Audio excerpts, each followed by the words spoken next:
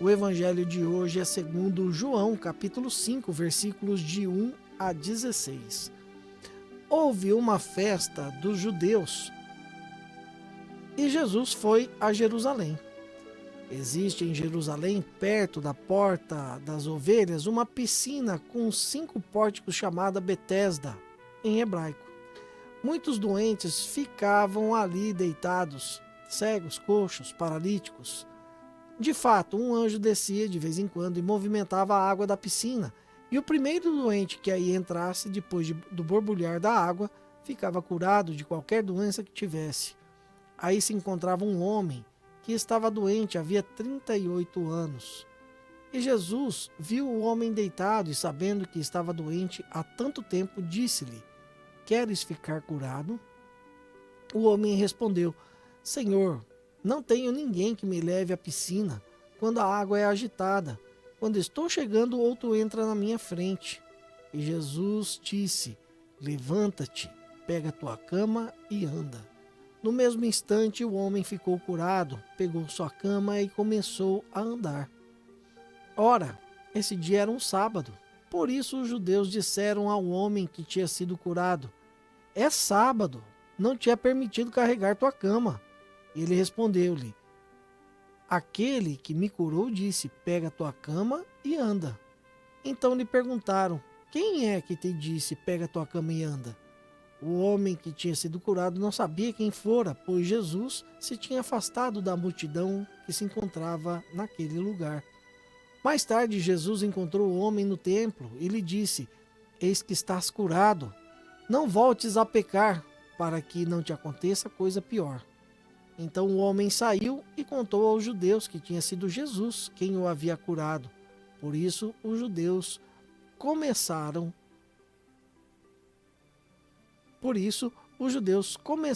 a perseguir Jesus, porque fazia tais coisas em dia de sábado.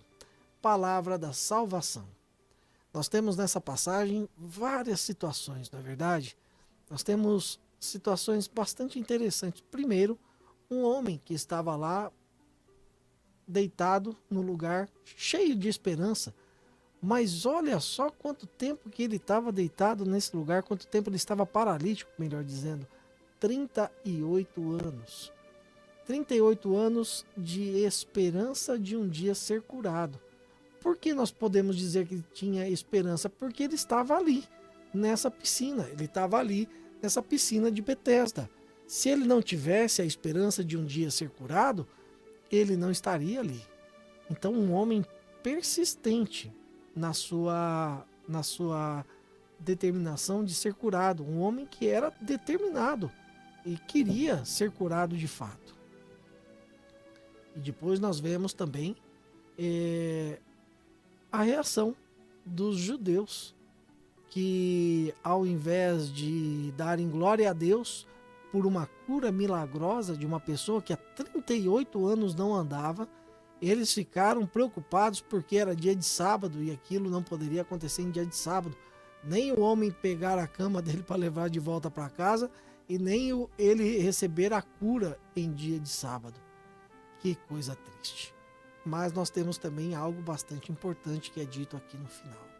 Jesus encontra novamente o homem no templo e diz a ele: não voltes a pecar, para que não te aconteça coisa pior. Nós não sabemos qual foi o pecado que esse homem cometeu, o que ele tinha no coração, mas Jesus sabia. Jesus sabia exatamente o que se passava no coração desse homem. Sabia qual tinha sido o pecado que ele tinha cometido, e a consequência do pecado que ele havia cometido foi aquela paralisia. E Jesus volta a ele e diz: olha, toma cuidado para não te acontecer coisa pior. E alguém pode olhar e dizer que pode ser pior do que ficar 38 anos numa cama, paralisado, sem poder andar? Pois, meu irmão, tem coisa pior do que isso. É o inferno. Com certeza é muito pior do que passar 38 anos numa cama, porque a condenação é eterna. O inferno não é por um tempo, é para sempre. Então Jesus adverte esse homem para que ele tome cuidado, não volte a pecar, para que não aconteça coisa pior, para que ele não seja condenado a penas piores do que ficar tanto tempo paralisado em cima de uma cama. E assim, pode nascer em algum de nós a seguinte pergunta: com tantas pessoas nesse lugar, porque dizia que ali tinha todo tipo de gente, coxos, cegos, paralíticos, por que Jesus se aproximou e perguntou se esse homem queria ser curado? E eu digo uma coisa para você: nosso Senhor Jesus conhece cada um de nós pelo seu interior, não pelo que nós aparentamos ser, não pelo nosso exterior. Ele conhece os nossos pensamentos, conhece a sinceridade do nosso coração, sabe o que trazemos no nosso íntimo, sabe o que trazemos na nossa alma, no nosso espírito. E ele olha para isso. Ele não olha para o exterior. Ele não olha para o que nós queremos aparentar, o que nós queremos, de repente, fazer de conta que somos, como, por exemplo, os fariseus faziam e eram tão criticados, eram tão combatidos por Jesus. Jesus falava com eles de uma forma tão enérgica, com docilidade, com o pior dos pecadores, mas quando o fariseu vinha cheio de pompa e de hipocrisia, Jesus era enérgico, era firme com esses homens. Portanto, o que eu quero dizer para você, meu irmão, minha irmã, é que pode ser que você esteja também passando por angústia e tribulação, talvez há bastante tempo, talvez até tanto tempo quanto este homem do evangelho de hoje. Mas e você pode de repente olhar para Deus e dizer: puxa, por que Deus não me socorre? Por que Deus não me cura? Por que Deus não realiza em mim um milagre? Mas como é que está o seu coração? Você tem buscado Deus de fato com sinceridade de coração, querendo que Ele seja o centro da tua vida? Que você de fato viva uma vida na presença dEle? Ou você está buscando Deus somente para Ele resolver um problema? E depois você, com o teu problema resolvido, vai voltar para a sua vida de pecado, a sua vida cotidiana e costumeira, esquecendo que um Deus te ajudou e realizou um milagre por você.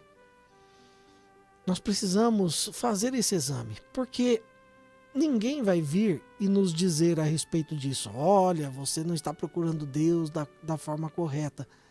Quem vai falar isso somos nós mesmos. E o próprio Deus, que de repente não vai atender às necessidades de repente que temos, porque o nosso coração não é sincero, porque nós temos hipocrisia, porque nós temos falsidade no coração e queremos aparentar uma coisa que de repente não somos ou que não estamos vivendo. Então que nós possamos fazer um exame de consciência para saber como é que está o nosso coração, porque aqui nessa passagem nós temos também o exemplo dos doutores da lei, que estavam preocupados apenas com o sábado, não estavam nem aí preocupados com o sofrimento de 38 anos daquele homem. Queriam saber só por que ele estava carregando a cama dele no sábado, por que Jesus tinha feito uma cura no sábado. Ou seja, eles eram hipócritas, eles não estavam nem aí com o povo, na verdade, não estavam nem aí com o que Deus de fato pode fazer ou não por uma pessoa, a salvação de Deus. Eles não estavam nem aí, eles estavam querendo apenas manter as regras, manter as aparências. E pode ser que nós, mesmo passando por tribulações, passando por sofrimentos, estejamos também agindo dessa forma com Deus. Nesse momento da tribulação, do sofrimento, nós nos aproximamos de Deus, mas sanado o nosso problema, a nossa tribulação tendo passada, pode ser que nós viremos as costas para Deus e vamos embora. Lembra daquela passagem dos 10 leprosos?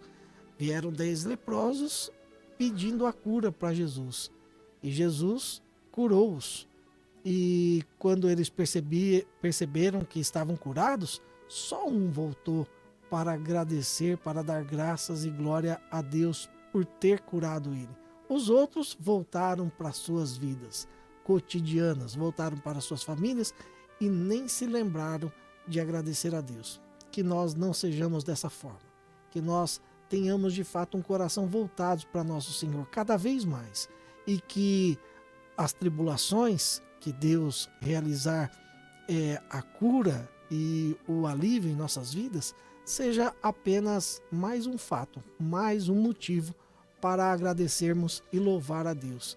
que a nossa vida, o nosso cotidiano seja um cotidiano e uma vida na presença de Deus, adorando, agradecendo, vivendo as coisas de Deus todos os dias.